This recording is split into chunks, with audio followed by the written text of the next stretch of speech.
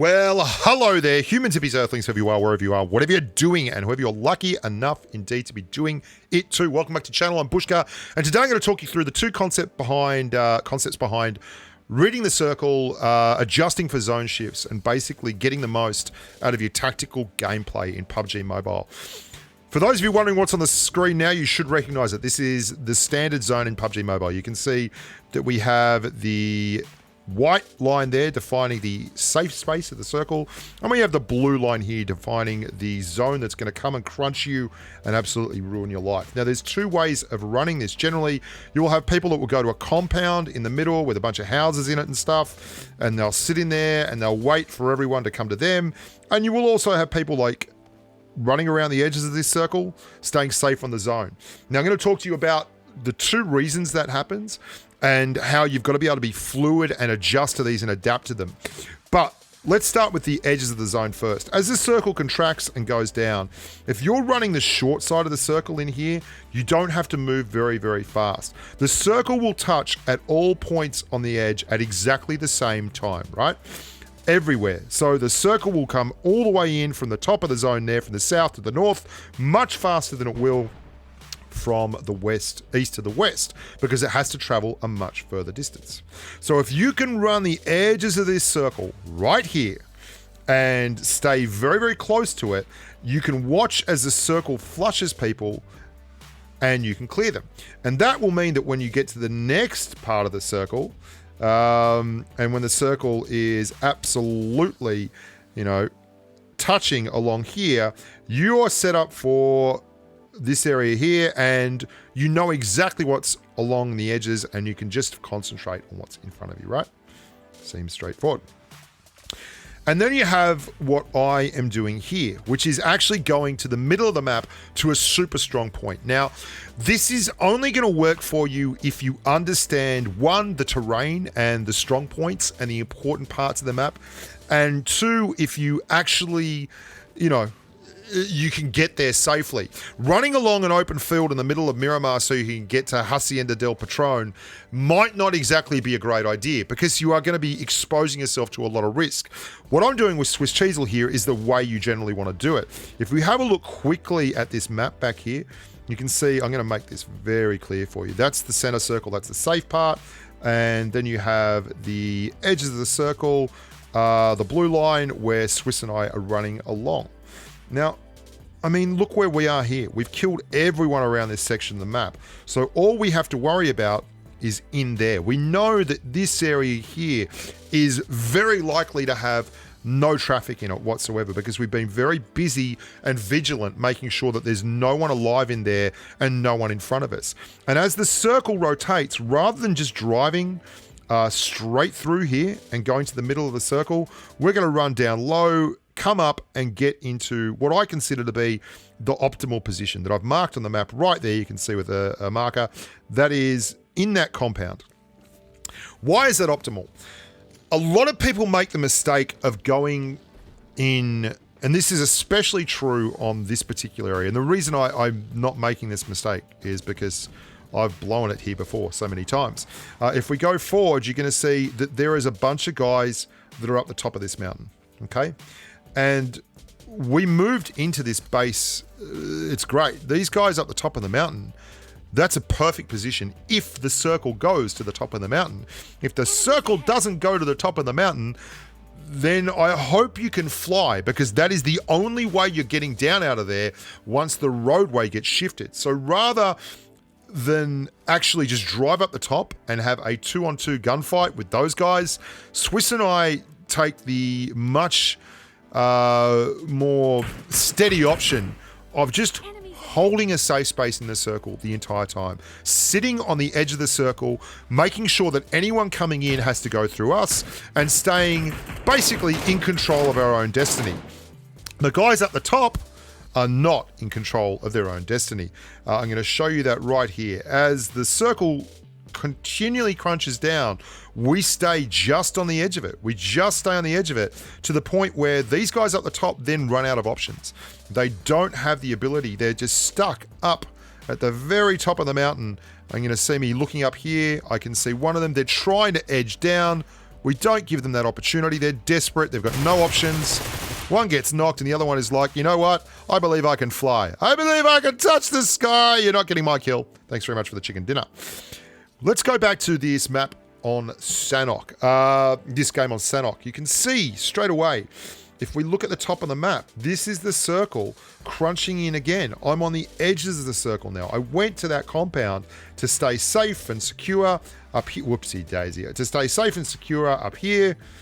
And the circle has moved away to my northwest. So now, because I know the map and because I was absolutely sure, I'm going to use the circle to basically crush the hopes and dreams of the squads that were down underneath me. And this is the joy of being on top of your circle game.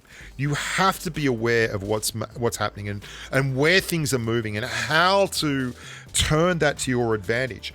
Anytime I hear gunshots like that, I'm a happy dude because I now know that someone has to come in through me. I've got someone on the island. I've got someone in front of me. There's multiple people out there from multiple squads. They're having a nice old time. I'm just going to sit here and farm. And I'm going to make sure that I own the space I'm in. Remember, this whole concept here. Big circle, little circle, whatever. Oh, that's the wrong color. Big circle, little circle. I am currently on this edge right here looking out. And they are all going to have to come in through me here. Because I moved first, I got safe on the map, and now I'm going to make them pay for it. This is also a problem with rotating very, very late without a plan. You want to make your rotations early. One of the biggest things you will find as a new player, if you're looking to wonder why you can't finish off games and you are doing poorly in gunfights and brawls, it's generally because you're rotating way too late. I did it to Funky Monkey yesterday on the Patreon live stream where I was too busy M24ing people down, and Funky ended up getting knocked out of the car because our rotation was simply way too late. Just way too late. What happens when you rotate late is everyone ends up getting stuck going for the one bit of safe ground, and hardly anyone, like quite often you'll just get whole squads that'll wipe each other in the blue. There's no way around it. But the blue is your friend if you have done your rotating early and you're on the edge of the circle and you're running it in. Look at this. I mean, the blue is going to flush these guys underneath me. I'm on the best spot on the map right now. And the blue is going to flush this dude down to my north. He's behind a rock. I don't need to give anything away. I'm just being very, very careful. Shuffling along as the blue wave moves this guy out from behind that rock. Like he doesn't have any choices. Absolutely none. Here he comes. And he's done and dusted. So we now are going to go up here. I think we find one more guy up here. You're going to see this is, I believe this is his squad mate. I don't know how he got up there. And again, once I've cleared my space, then I don't have to worry about anything else apart from what's in front of me. Now, 5 people left, and this is where really knowing your map comes into it, and knowing the way people tend to operate. There is a bridge down here. I mean, fairly obvious. There should be someone at this bridge, but what I want you to point out here, okay, I'm expecting there to be people in this compound here or on this bridge here. I've been here before. This is experience talking. I know that these are 2 very, very good spots if you want to camp people out. The thing is, the circle is actually allowing me right now. There is a area at the base of the bridge around here that is not going to be outside the circle. It's actually, this whole space around here is going to be in the circle. So when I run down there, I'm going to run straight down to that joint and hold under the bridge. Why is that important? Because why meet trouble halfway? If I go there and the circle comes to me, then everyone else can get shafted. If I go there and the circle moves away from me, but someone else has to rotate into it, they may kill each other. There is an opportunity to third party. Until I have to move, I'm not moving. I'm not moving anywhere. I'm just going to sit tight and wait.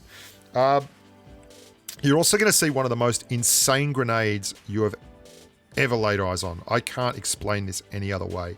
It is like a product of lag and I don't know, but watch on. You're not going to be disappointed. This is pretty freaking amazing. So I'm waiting. I'm just waiting for the circle. You can see it's shut down. I've got to move. I'm 29 meters outside the circle. I know there is someone in those houses because I heard them. I'm moving up here and I'm looking for targets in the circle on the bridge. I mean, there has to be someone here. Those, yeah, there we go. Here we go. I'm expecting at least one more. I'm going to put a Gren down there. This is not the Gren, by the way. The next Gren is the one that's going to excite you. And I can see someone moving. So they haven't got the revive yet. Now they're reviving. So that is a great opportunity for me to get across. Just using the old TPP peek. Here we go. Watch this. I'm going to show you something absolutely crazy. This is madness. Absolute madness. There we go. Okay, so he's over there. I'm going to throw a Gren. All right, I'm going to throw a Gren. I see him start to throw a Gren, so someone shoots at me. Okay, someone shoots at me. Watch this Gren. We're watching? You're watching?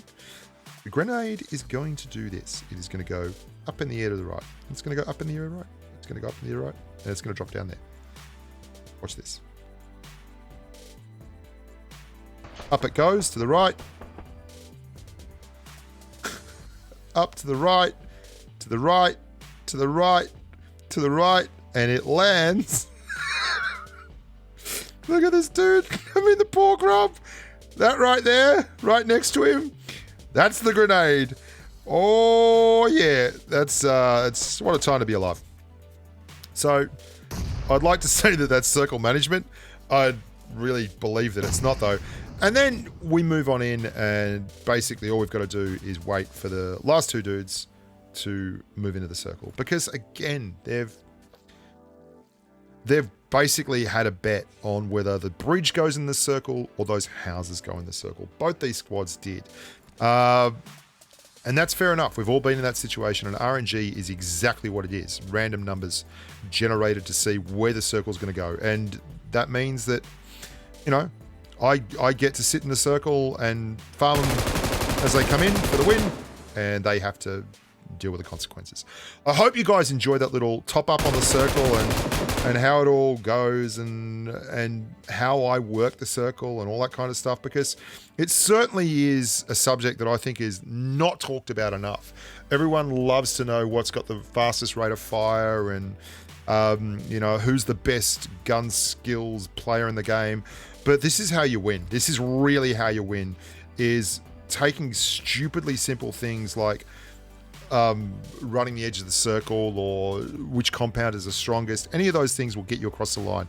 I'm Bushka. Thank you so much for watching. Thank you PUBG Mobile for sponsoring this video, which I think is pretty important. Remember to like the video, subscribe. That would help me tremendously. And look after yourselves and stay safe on the battlefield. Bye for now.